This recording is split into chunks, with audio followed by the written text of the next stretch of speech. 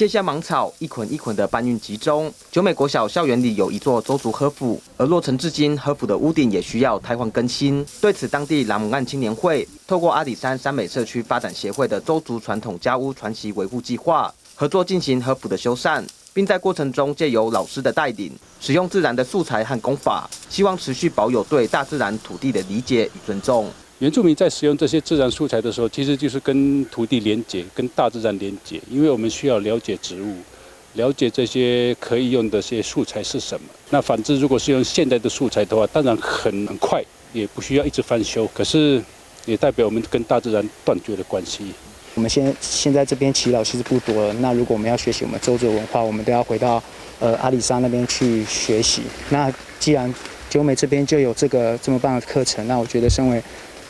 入读的青年就一定要来参加这样子。九美国小的和府是学校推动沉浸式文化教学的场域，更是当地邹族文化复振的重要传统建筑。透过屋顶修缮的行动，不仅延续传统建筑的寿命，也是让青年们提升身份认同，不分族群，共同把文化复振实践出来。我是从台南过来这样子，那也是朋友告诉我有这个活动。我是觉得就是我们自然建筑的话是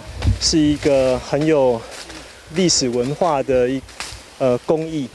那很值得，就是说大家就是把它传承下去。就是在现在我们的生活中，已经是